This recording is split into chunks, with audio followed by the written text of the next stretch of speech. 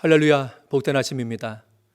오늘 우리에게 주시는 하나님의 말씀은 요한복음 3장 16절부터 21절까지의 말씀입니다. 제가 읽겠습니다. 하나님이 세상을 이처럼 사랑하사 독생자를 주셨으니 이는 그를 믿는 자마다 멸망하지 않고 영생을 얻게 하려 하심이라. 하나님이 그 아들을 세상에 보내신 것은 세상을 심판하려 하심이 아니요 그로 말미암아 세상이 구원을 받게 하려 하심이라. 그를 믿는 자는 심판을 받지 아니하는 것이요 믿지 아니하는 자는 하나님의 독생자의 이름을 믿지 아니하므로 벌써 심판을 받은 것이니라. 그 정죄는 이것이니 곧 빛이 세상에 왔으되 사람들이 자기 행위가 악함으로 빛보다 어둠을 더 사랑한 것이니라.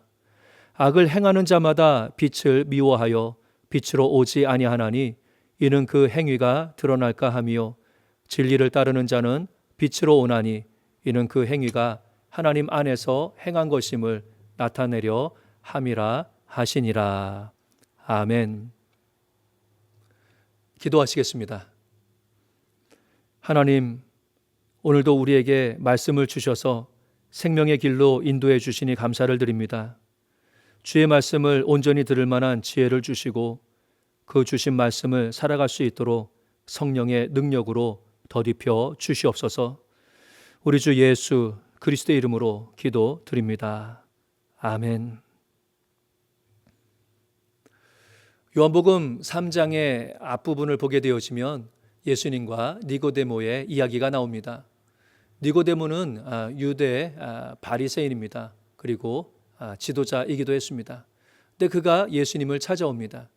근데 낮이 아니라 밤에 찾아오는 것을 보아서는요, 그가 종교 지도자로서 그 당시 좀 문제가 되고 있는 예수님을 찾아뵙는다라고 하는 것, 이게 좀 부담스러운 것 같습니다. 그럼에도 불구하고서 예수님을 찾아온 그러한 이유가 있지요. 바로 예수님을 이렇게 보면서 하나님이 그를 통해서 뭔가를 하신다라고 하는 것, 그것을 그가 깨달았기 때문에 그렇습니다. 그래서 예수님을 만났을 때 그가 이렇게 이야기합니다.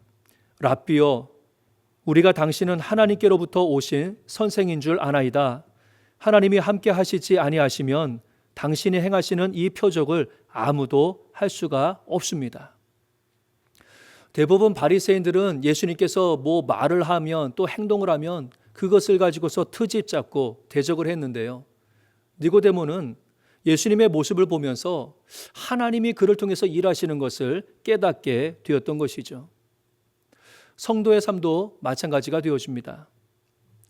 세상 사람들은 눈에 보이는 것을 가지고서 또 평가하며 기준하며 살아가지만 성도는 우리 눈에 보이는 그 일들을 통해서 그 뒤에서 역사하시는 그런 하나님을 보게 되어지는 것입니다. 그래서 하나님께서 어떤 일을 행하고 계시는가, 하나님의 뜻이 무엇인가, 이것을 깨닫게 되어지는 것입니다. 니고데모는 예수님을 랍비라고 이야기합니다.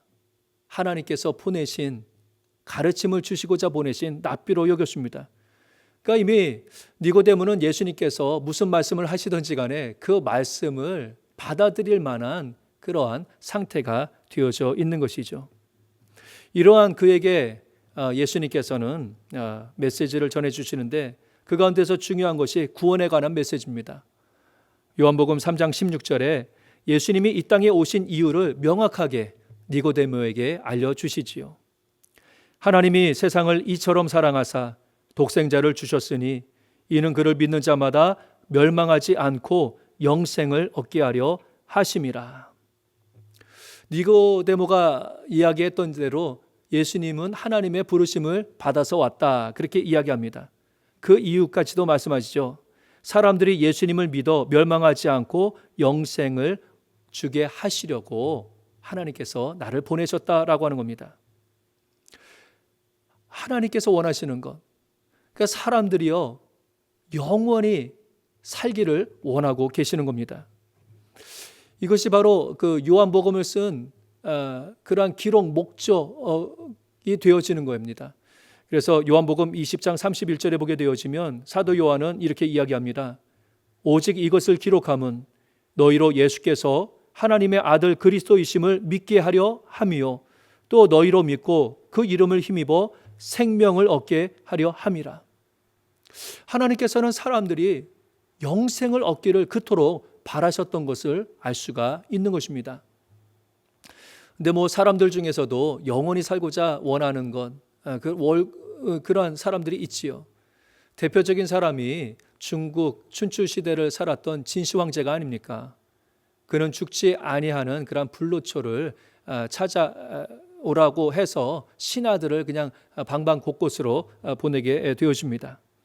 유럽의 귀족들도 그랬습니다. 16세기, 17세기의 그 귀족들은요, 그 당시 연금술사들에게 어떻게 하면 영생할 수 있는지 그 비법을 좀 연구하라, 돈을 주면서 부탁을 하기도 했습니다. 현대에는 어떻습니까? 사람이 늙지 않고 건강하게 오래 살기를 바라고 또 그것을 위해서 의학 기술들이 발전하고 있는 것을 볼 수가 있습니다. 그러면 예수님께서 말씀하시는 영생도 그러냐라고 하면 그런 것은 아니지요. 예수님께서 말씀하시는 것은 그 영생은요, 단순히 사람이 이 세상에서 그냥 시간적으로 죽지 않고 살아가는 것, 이것을 의미하지 않습니다. 세상 사람들은 영생을 시간적인 개념으로 이해를 하지만 사실 예수님께서 말씀하시는 영생은요, 관계의 개념이 되어집니다. 바로 하나님과의 관계 속에서 영원히 살아가는 것, 그것을 의미하고 있는 것이죠. 영원하신 하나님과 살아가기 위해서는 바로 사람도 영생 가운데서 있어야 되는 것입니다. 그래서 영생은요, 하나님과의 관계를 의미하고 있는 겁니다. 만약에 영생이 시간적인 개념이다라고 하면요, 예수님 믿지 않고서 지옥에 가서도 영원히 살게 되어지지 않습니까? 그런데 지옥을 영생하는 장소로 이야기하지 않아요. 영원한 사망의 장소로 이야기합니다. 참 영생은 무엇이냐? 하나님과의 그러한 관계를 이루고 있는 것, 이것이 영생이 되어지는 것입니다. 그래서 하나님께서 사람들에게 영생을 주시고자 하시는 것은 무엇이냐라고 하면요, 사람들과 영원히 함께 관계 맺으며 살고 싶다라고 하는 거지요. 그런 바람이 또 하나님께는 있었던 것입니다. 그러면 왜 하나님께서 우리와 죄인된 사람들과 함께 하시고자 하십니까? 이유는 간단합니다. 사랑하시기 때문에. 하나님께서 세상을 이처럼 사랑하사 이렇게 말씀하고 있습니다. 그때의 사랑은요, 무조건적인 사랑, 아가페의 사랑을 이야기합니다. 그런데 세상이 하나님의 사랑을 받을 만한 그러한 모습이었냐라고 하면 그렇지 않습니다. 하나님께서 세상을 맨 처음에 지으셨을 때에 보시기에 참 좋았다라고 하셨는데 그 모습은 온데간데 없고요. 죄로 인해서 영적으로 어두워지고 또한 죄로 인해서 멸망받을 그러한 세상이 되었습니다. 그럼에도 불구하고서 하나님께서는 그 세상을 사랑하신 겁니다. 그래서 예수님을 보내주실 때도 심판하러 보내주신 것이 아니라 구원하시고자 보내셨다, 이렇게 말씀하고 있는 것이죠. 그래서 구원하셔서, 죄로부터 구원하셔서 영원히 하나님과 살아갈 그러한 존재로 만드시고자 하셨던 것을 볼 수가 있는 것이죠. 그토록 사랑하셨다라고 하는 것입니다. 우리가 사랑하는 사람을 만나게 되면 어떻습니까? 함께하고 싶어 하지요. 영원토록 함께하고 싶어 하는 그런 마음이 있습니다. 그래서 결혼도 하는 거 아닙니까? 하나님께서는 사람들을 얼마나 사랑하셨는지 영원토록 함께 하시고자 하셨던 것입니다. 그러니까 이 성탄의 계절은요, 하나님께서 죄인된 사람들 얼마나 사랑하셨는지 그것을 알 수 있는 그러한 계절이 되어지는 것입니다. 그런데 안타까운 것이 있습니다.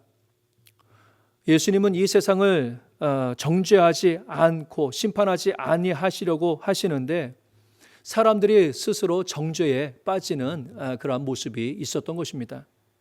19절에 보게 되면 정죄는 이것이니 곧 빛이 세상에 왔으되 세상 사람들이 자기 행위가 악함으로 빛보다 어둠을 더 사랑한 것이냐, 이렇게 말씀하고 있습니다. 예수님께로 오게 되어지면 죄의 문제가 해결되게 되어지는데 바로 사람들은 그 죄의 문제가 해결되어지는 것이 아니라 예수님을 거부함으로 죄의 정죄함을 받는 존재로 계속 남아있게 되어진 것입니다. 그런데 왜 그들이 세상 사람들이 그러냐라고 하면요, 자기의 행위가 악함으로 빛보다 어둠을 더 사랑했기 때문에 그렇다라고 하는 겁니다. 자신의 더러운 죄, 이것을 드러내지 않게 하기 위해서 빛으로 오는 것이 아니라 어둠으로 점차 숨게 되어진 것입니다. 사실 죄가 허물이 드러난다라고 하는 것, 이건 상당히 두려운 그러한 일일 것입니다. 그것이 죄가 드러나게 되어지면 사람들의 손가락질을 받으며 부끄러움을 당할 수가 있습니다. 정죄를 당할 수가 있고 또한 버림을 받을 수도 있는 것이죠. 근데 예수님께서 이 세상에 빛으로 오셔서 사람들의 죄를 드러내는 것은 정죄하려고 하는 것이 결코 아닌 것입니다. 빛을 통하여서 그 더러운 죄를 드러나게 해주시고 그것을 그리스도의 보혈로 씻어주시고 그래서 하나님과 영생할 수 있는 그런 존재로 만들어 주시고자 원하시는 거지요. 그런데 사람들은 이것을 깨닫지 못하고서 어둠 속으로 들어가게 되어지는 것입니다. 그 어둠 속에서 죄가 보이지 아니하니까 죄가 없는 것처럼 살아가지만 사실 그 어둠 속에서 사망의 권세가 더욱더 강력하게 역사하게 되어지는 것입니다. 성도가 두려워할 것이 있습니다. 그것은 내 죄가 드러나서 그것으로 인하여서 어려움을 당하는 것, 이것을 두려워하기보다 더 두려워해야 되는 것은 우리의 죄가 어둠 속에서 숨겨져서 죄가 보이진 않지만 죄의 종노릇하는 그러한 삶으로 살아가는 것, 이것을 더욱더 두려워해야 되는 것이죠. 그래서 날마다 이것을 두려워하는 자들은 빛 대신 주님께로 나오게 되어지는 것입니다. 하나님은 당신의 피조물인 사람들과 영생하기를 원하고 계시는 것입니다. 우리가 죄 가운데서 있다라고 할지라도 하나님께서는 우리를 지극히 사랑하셔서 우리의 죄를 용서해 주시고 함께 영원히 살고자 원하고 계시는 것입니다. 오늘도 우리가 영생하는 삶을 살아갈 수가 있어요. 바로 하나님과의 온전한 관계 속에서 동행하는 삶을 살아간다라고 하면 이 삶은 영생하는 삶이 되어지는 것이죠. 오늘도 지금 이 순간 우리는 영생의 삶을 살아가고 있음을 믿어야 되는 것입니다. 오늘도 빛 대신 주님과 함께 우리가 동행함으로 어둠, 죄악, 거짓이 관영한 이 땅 가운데서 빛된 삶을 우리가 살아갈 수가 있는 겁니다. 우리는 이 성탄의 계절을 지내면서요, 하나님께서 우리를 얼마나 사랑하시는지 그것을 다시 한번 깨닫게 되어지는 것이고요. 우리도 그러한 하나님을 지극히 사랑해서 주님과 동행함으로 이 세상의 어둠을 물리치고 빛의 자녀로 온전히 살아갈 수 있는 우리 모두가 되시기를 주님의 이름으로 간절히 축원합니다. 기도하시겠습니다. 주님, 생명의 빛으로 이 세상에 오셔서 우리를 사망의 어둠에서 구원해 주셔서 감사를 드립니다. 그런데 이 세상에는 아직도 어둠의 역사가 관영하고 있습니다. 저희들을 빛의 자녀로 불러주셨사오니 이 세상의 어둠을 또한 물리치고 또한 이 세상에 빛을 비치는 빛의 자녀로 오늘도 온전히 살아갈 수 있도록 도와주시옵소서. 또 우리의 삶을 통해서 하나님이 얼마나 죄인된 자들을 사랑하고 함께 하고자 원하시는지 드러낼 수 있도록 주님 우리의 삶을 축복하여 주시옵소서. 빛이 되신 우리 주 예수 그리스도의 이름으로 기도드립니다. 아멘.